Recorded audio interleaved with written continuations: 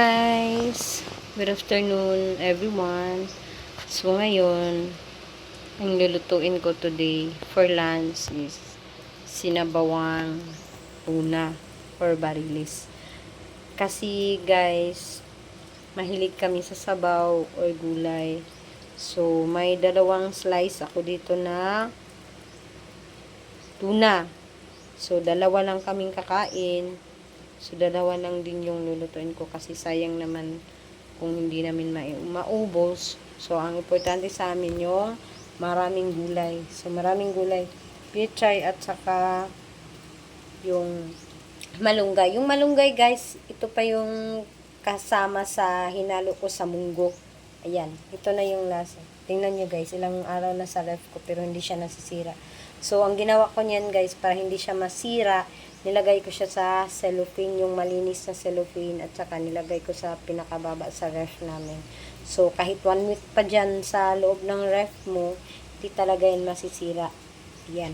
Saka may sangig, pangpawala ng lansa ng isda. Ayan. Sangig guys.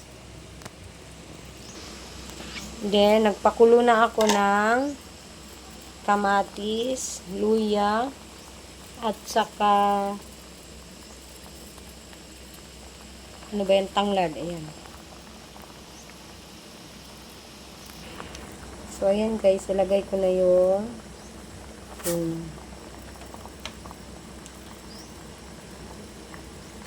dalawang tuna.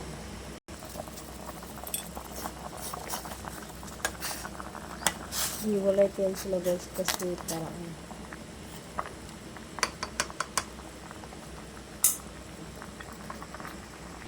may isang piraso pala akong okra guys. Kinuha ko to sa bakuran ko. Ayan, ihalo ko lang yan.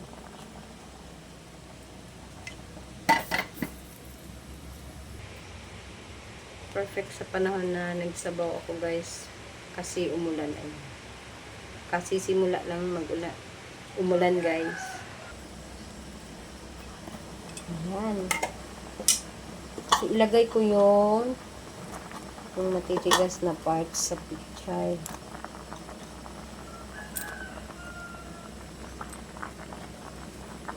Ayaw kasi yung partner ko na matigas yung ganyan guys. Gusto niya malambot lang. Hindi naman siya masyadong malambot. Yung lutong-luto talaga guys.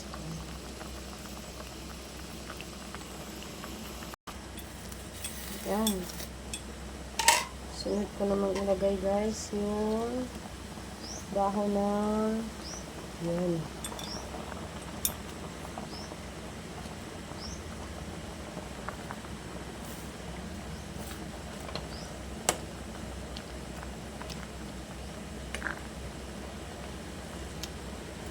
Tikman ko muna guys.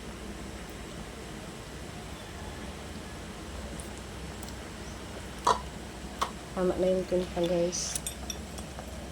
Tapos, isabay ko na ilagay yung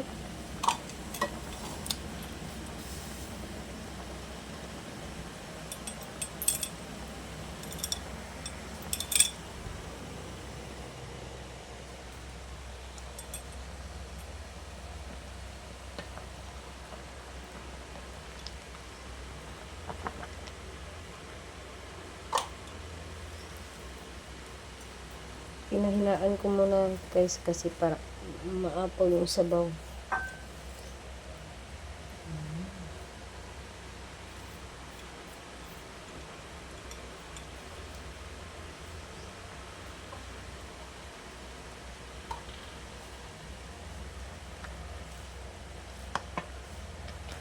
Pareho talaga kami ng partner ko guys. Mahilig sa sabaw at gulay.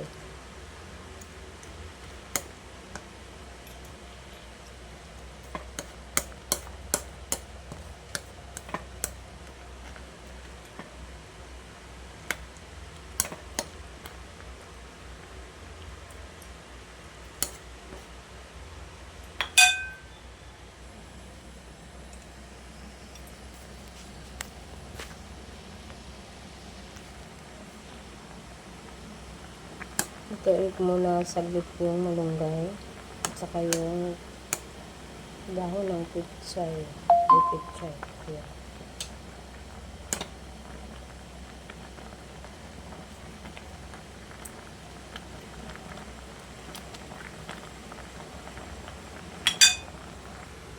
Yan guys, luto na ang ating sinabawang tona. Ayan.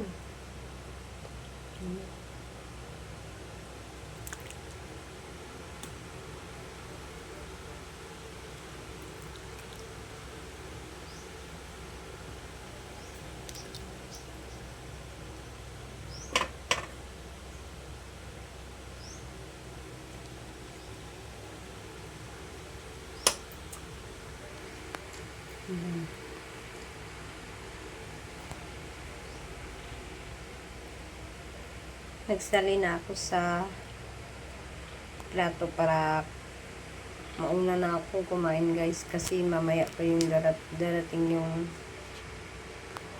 partner ko. Okay guys, tapos na ang aking luto. Ano ba yan? Yung sinabawang tuna. Sorry. Bye bye guys. Thank you for watching. God bless.